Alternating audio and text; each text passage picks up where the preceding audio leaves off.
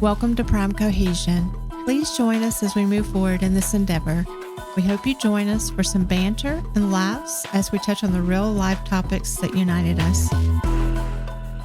Oh yeah, we back with our usual shenanigans and whatnots. We're gonna touch on some football, baby. How about them dogs? Man, so these fucking fuckers,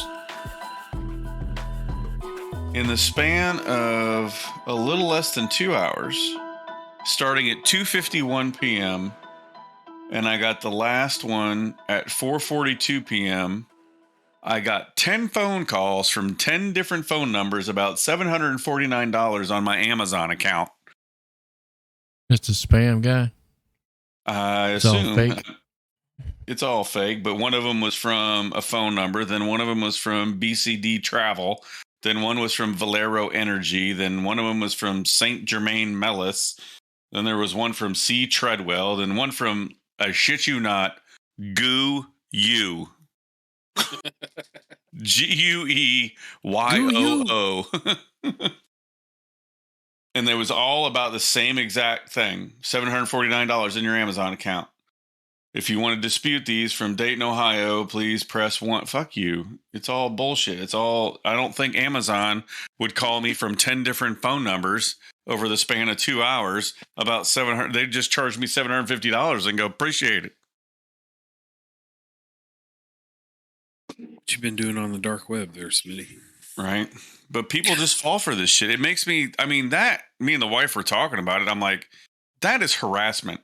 10 phone calls. I mean, some of them were, I think the bulk of them, like 6 of them were like 10 minutes or less apart. Just phone call after phone call after phone call. One of them was 1 minute apart. I like the ones about reducing my APR on my credit card. I like don't those. see a lot of them because I screen everything. Google has that screening service. Yeah. Where I can just hit screen call and then it hangs up on them and they can't leave a message. So What I also usually tells do you that. also tells you if it's likely spam. Yeah. You know, Which sometimes all I'm of just them in the are. mood. You know, sometimes I'm just in the mood to talk to them. Just waste their time for about an hour. Hi, You know my what? my name is Phil. No, it's not. It's not. My name is Phil. Your name's not Phil. Yes, it is. Hello, my name is Becky. Your name is Go You. Exactly.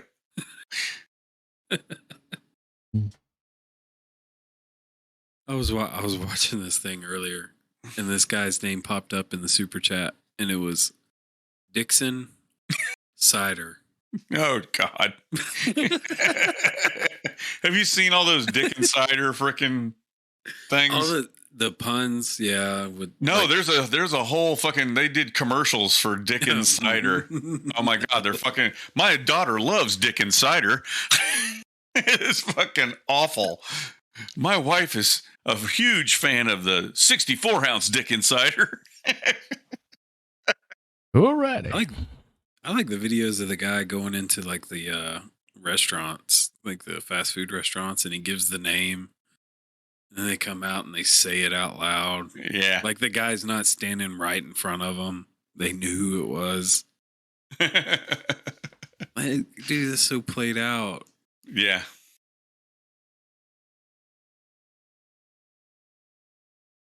So did you guys watch any of the football? I'm assuming you did. Of course. Dude, I've been watching football since Thursday. I didn't watch one single game. I've seen zero football. Well, good for you. Absolutely zero. I know Georgia won.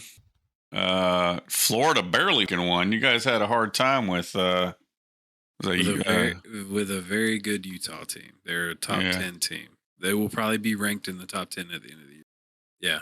I think they're going to cakewalk through the Pac-12 and they'll win the Pac-12. And if things happen in the Big 10 and the Big 12, you could see them in the playoff with that being their only loss. They're really good. I think all the big teams. There was no upsets, was there, over the weekend? I don't think so. Georgia did. How did Georgia? I didn't watch the game. How did Georgia look? I mean, they played. They looked like they were Oregon. playing a high school team. So did Georgia look that good, or is Oregon just that bad? That's what I'm saying. Me and Tater were talking about that one. They didn't look rusty. They threw it down, huh? Yeah. I mean, they pretty much had the backup quarterback in by the third. They already had. I was going to say, did they bring him up up for the second half, or? Yeah. It was 28 to nothing in the first quarter. 28-0. I think 28-0 against a number 11 ranked Oregon. Oregon's ranked 11th, so Georgia did look good. Oregon didn't look that well. Oregon must have looked bad too, somewhat. I mean, yeah, they didn't look that good to me. Kirby said after the game, we just have better players. Is that what he said? Yeah, he said that publicly. Well, that's the short line. He said something along the lines of, he was talking about Dan Lanning, who's the Oregon head coach, who was the former DC at Georgia. He said, Dan and I are good friends, and he would never say this out loud, but he knows what the truth is, and we just have better players. Well, there's nothing you can do about that. Talent's talent. True that. Well, there is something you can do about it, but I guess you can blame your recruiters.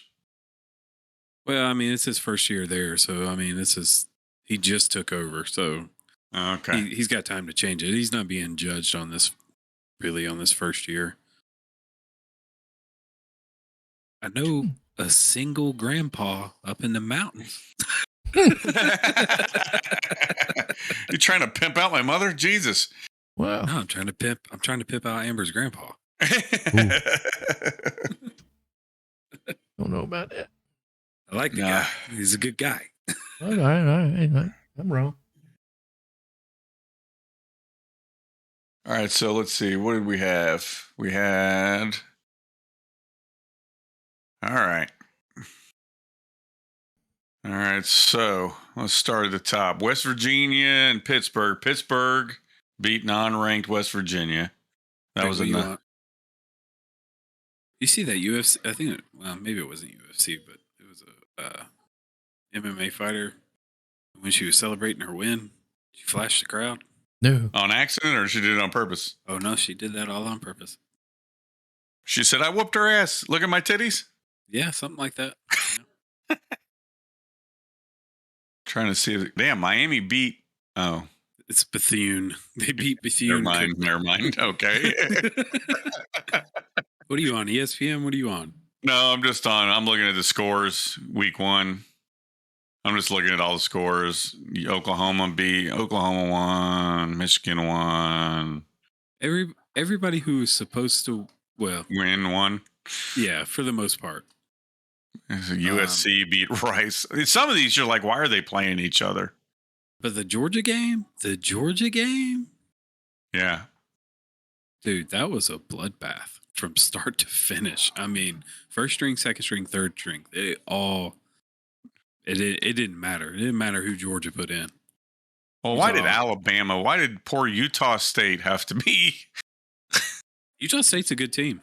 Utah State won the... Not according to Alabama. They won the Mountain West Conference last year. They're not even ranked. That's it. Well, everybody can't be ranked. No, but the top 25 can. I mean, yeah, and you're top playing 25 the number one ranked team. Damn. See, here's the issue: is when they split into this college football playoff thing. They should have split into another division because they created this Power 5, Group of 5, like big conference, little conference bullshit. So now they're going to 12 teams, and all that's going to do is guarantee that one of these other conferences that is not going to win it gets in. Gets a spot. Yeah, gets a spot. They get to go to this dance. Notre Dame lost? They lost to Ohio State. Ohio State's stacked. Oh, okay. And that's not a bad loss. Like, 11 points, Notre Dame will probably still be top 10 at the end of the year. Well, they're still ranked 5th. According to this, they're ranked 5th. But Ohio State's number 2, so. Texas A&M did not look good against Sam Houston State. Clemson plays tonight. Michigan looked good against Colorado State, but who's coaching Texas A&M? Jimbo Fisher. Oh, Jimbo's still there? Okay. Yeah, he's still there. Yeah, he paid $30 million for his last recruiting class. So, yeah, Jesus Christ. NC State barely beat East Carolina. Yeah, that was a good game. There was a couple good ones. The Arkansas and Cincinnati game was good. How Mississippi look? Anybody watch the Mississippi Troy game? Ole Miss? They look good. Jackson, the transfer from USC, Jackson Dart. Wisconsin kicked the shit out of Illinois State. So actually, Utah was favored over Florida. Yes, they were 2.5, 3 points, something like that. Them boys were throwing up in the middle of the first quarter, bro. Really? No shit. That humidity's something else, man. It's brutal. They played the Swamp. Yeah. Ooh. Well, we got Sanford next. Yikes. That's the team that scored 52 on us last year. Sanford? Yeah, we had to score 70 to beat them.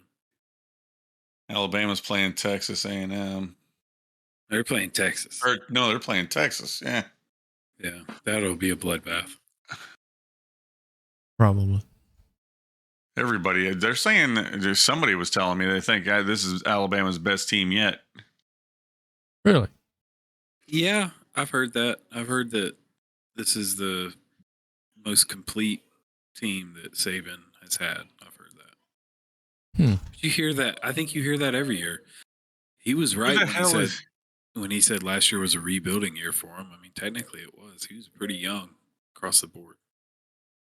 I'm pretty sure that's the game that sealed Dan Mullen's fate. Oh, yeah? Yeah, because the guy asked him.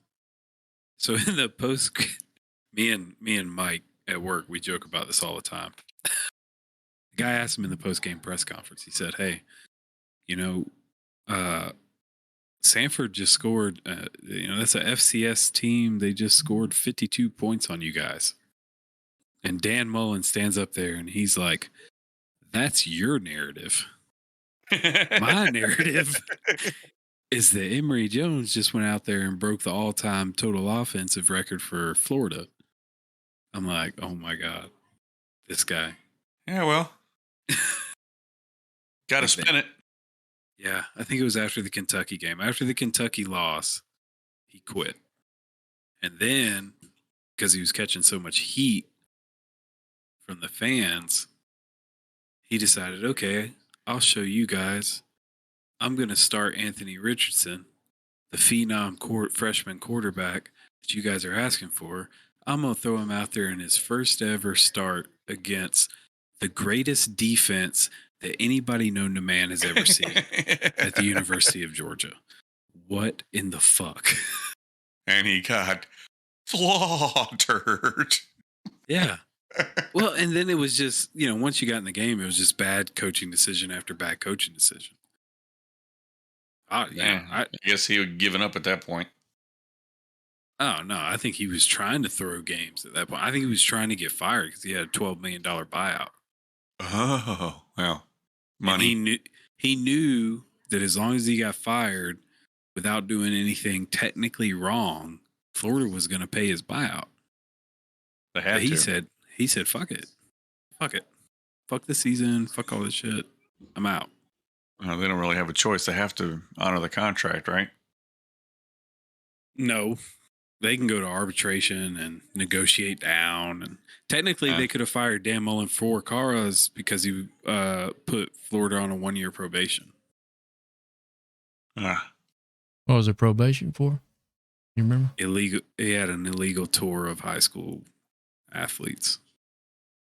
Team, like a 7-on-7 team, came to the school unannounced during a time when they shouldn't have been on campus. Yeah, there's like real strict rules on when they can in there. Yeah, it's the dumbest thing, but they got a year probation. He got a 1-year show cause. So for him to coach in the SEC again, he would have to get approval from the commissioner. And it's just stupid stuff. But yeah, it wasn't like he was out here like Jeremy Pruitt giving wads of cash and fucking McDonald's bags to recruits. I mean, he wasn't doing that. Honestly, should have been. Honestly, for what those college kids got to put up with, I don't see why you can't pay them.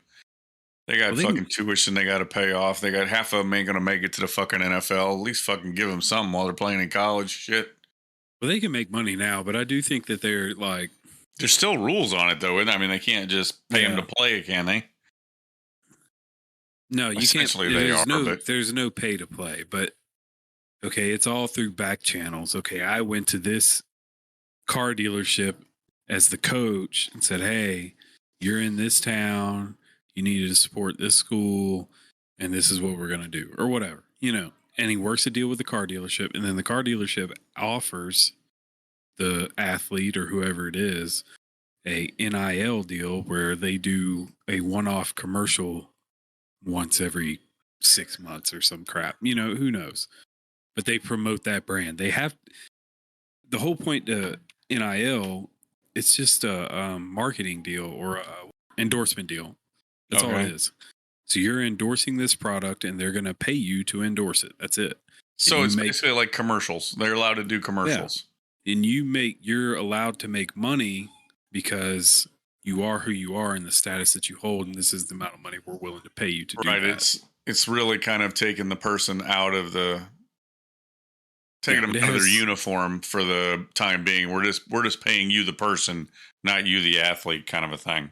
Right. Now there is another side to it. So there's a lot of schools that have what's called a collective or like a booster fund. It's just called a booster fund. Okay. That fans can pay into, maybe have a monthly subscription, a monthly contribution. It could be $5, it could be $100, it could be whatever. Right. And so these organizations sign the players to deals, but the deals are predicated on fan interactions. So like they set up these events where you get to meet with the fans, or I've seen really cool stuff where like this one person, I guess, who subscribes or whatever, it was their kid's birthday. One of the players like FaceTimed him. Okay. It was like wishing him happy birthday, some kid who's a diehard fan or whatever, stuff like that. So there's fan interaction involved with those. So gotcha. Either way, they're still having to do something to earn the money. But weren't college athletes always allowed to do like fucking Wheaties commercials and shit like that and get paid? Or no? No, they weren't. Never, because they were considered amateurs. And under stupid laws, amateurs are not allowed to make money off. It's supposed to be about the student athlete, and it's gotten far from student athlete, in my opinion. What do you mean?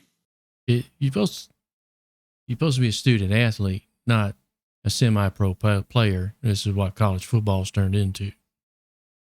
Yeah. I kind of agree with that sentiment, but at the same time, you can't. Here's where you get caught up in the wash on it. As a student athlete, now granted, football players have it better than any other athletes on campus. They make the most money. But they also bring in the most money. Yeah, football and basketball are the only two sports in college athletics that make money. Every single other sport loses money. Okay, so they have to take from the money. It doesn't lose money, it costs money. Yeah, it costs money. It doesn't. Yeah, okay, yeah. Sorry. Let's clarify that. Football, basketball, large revenue stream. Yes. Everything else, cost. We're debiting the account. Yeah, pretty much. So, from my perspective, the schools should have done more around the scholarship, like what they provided for the athlete. Now, you can argue semantics about everything that they have. But there's a lot of schools that with football players who are bringing in the money, and those guys weren't on like meal plans. They didn't have great living situations, things like that. That's where I kind of get caught up in the wash on it. Like, okay, if you're going to give me a full ride, give me a full ride. You know what I mean? Yeah. Well, so Josie goes to UGA, and it's well known. Like, Josie hated the football program when she was a freshman. Then by the time she became a sophomore, she realized the impact that the football team had on the college on the entire school. Now the coach makes more money than any professor. The program brought in so much money, though. That money also got divvied up in the college. The football team does well. The whole college does well. They start the program. The sports program also gives money to every other program on campus because the money goes back to the college. But like a percentage of that football money and the TV money and the commercial money and the merchandise, all that goes to the whole college. So now she still doesn't like the football program, but she appreciates it for what it is, which is a revenue stream for the college, for everybody, because everybody benefits when, like last year, UGA won it all. Well, guess what? Their merchandise went through the fucking roof. And so did a lot of the support, the alumni, everything. Now, this year, ticket sales are going to go up because they're defending champions. So you win it like that, or you get a good run for a few years like Alabama has, and the revenue stream just stays there for like 10, 20 years. And it's fantastic for everybody involved, the whole college. But getting back to the point of they're supposed to be student athletes and treated as such, there's only a handful of kids.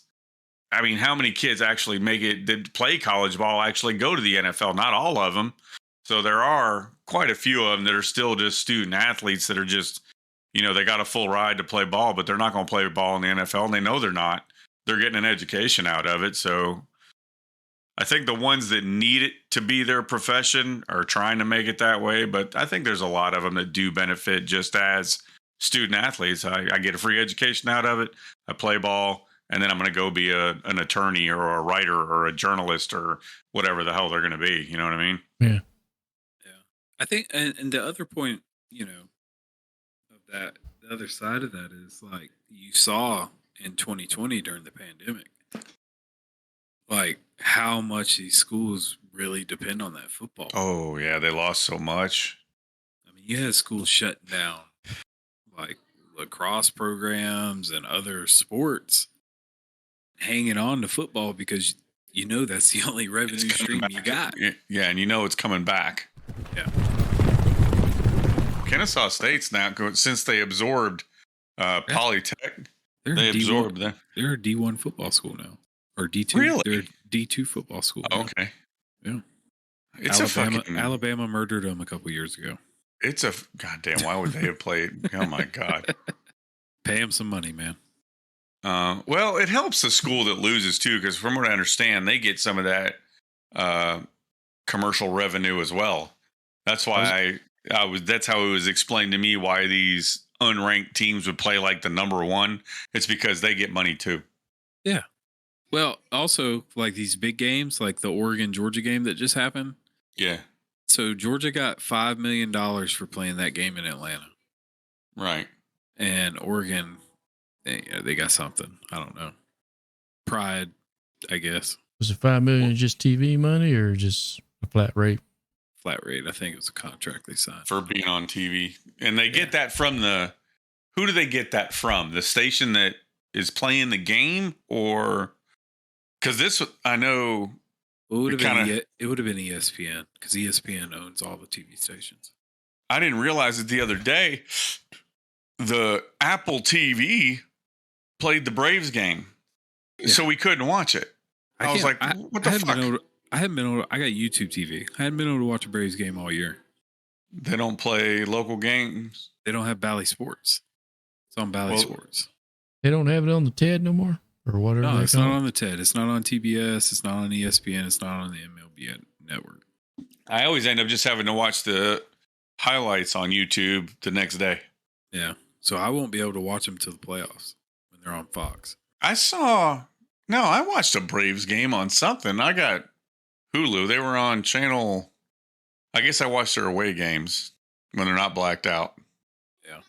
But going back to the colleges and stuff, so like I was looking up Florida, and in 2019, now they've signed new TV deals and all that stuff since then, but in 2019, they made 175 million revenue from athletics. That's athletics as a total.